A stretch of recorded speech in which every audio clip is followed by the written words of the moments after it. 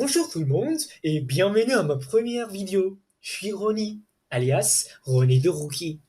Pour me présenter, je suis une élève dans une école française en Turquie. Je suis arménien et puis je suis justement curieux, pas d'autre chose. Je détruis, je casse, j'ouvre et puis je répare. Sinon, maman sûrement se fâchera. J'ai ouvert cette chaîne pour l'utiliser comme un journal électronique et visuel. Puis, j'ouvrirai un blog aussi. Aujourd'hui, je voudrais présenter l'un des frameworks d'animation, le Paper.js. Mais c'est quoi exactement le Paper.js? Alors, suivez-moi. D'abord, on va définir quelques mots pour que vous puissiez me comprendre. Premièrement, le mot framework, qui peut être traduit comme l'encadrement. Ça nous permet d'élargir les fonctions du langage de programmation comme JavaScript. Il y en a plein, par exemple Angular, React, Electron, etc. En deuxième, la langue JavaScript. Alors ne brouillez pas avec Java, hein. JavaScript, ou on peut l'appeler directement JS pour raccourcir, est une langue de programmation qui nous permet de dominer le web et de nos jours le desktop aussi. Je vous conseille d'apprendre cette langue car elle n'a pas une limite dans la construction des projets.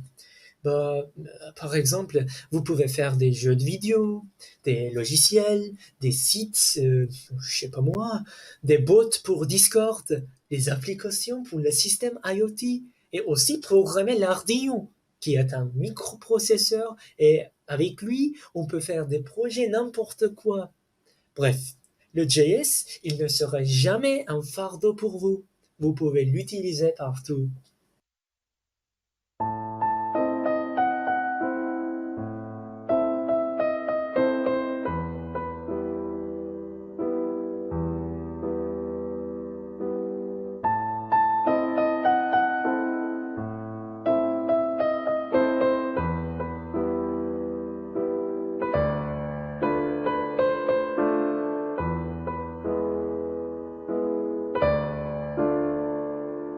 Paper.js est un framework pour la modélisation et l'animation simple, mais attachante. On peut faire beaucoup de choses en utilisant peu de code. Il contient de nombreuses méthodes pour que vous construisiez facilement. Je vais vous raconter courtement les méthodes très utilisées. La première, c'est l'objet de point. On l'utilise pour exprimer les coordonnées pour qu'on désigne des paths ou des chemins. Voilà, c'est un autre objet qui nous permet de connecter des points facilement. Il y a beaucoup de propriétés, mais les plus importantes sont StrokeColor, StrokeWeight et la fonction Add. StrokeColor et StrokeWeight sont utilisés de caractériser la ligne. StrokeColor, c'est la couleur, et StrokeWeight, c'est l'épaisseur de la ligne.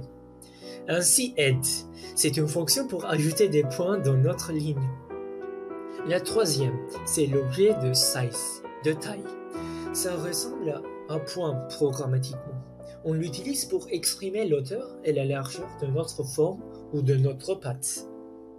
Vous pouvez créer manuellement des figures en utilisant les boucles avec les pattes, mais les objets géométriques sont venus pour sauver le jour. Il y a beaucoup de figures comme le rectangle, le cercle, le triangle et les polygons. Vous pouvez voir tout dans le site de ce framework avec leurs propriétés qui seront sûrement utiles pour vous. Mais je ne vous ennuierai pas avec eux.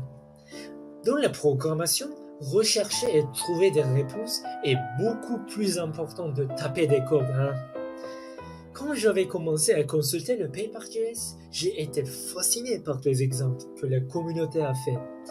Comme toujours, tous les informaticiens disent la limite dépend à l'imagination, notre capacité et notre imagination. Le plus follement vous pensez, le plus créatif vous sera. Je vais vous montrer quelques exemples que j'ai créés.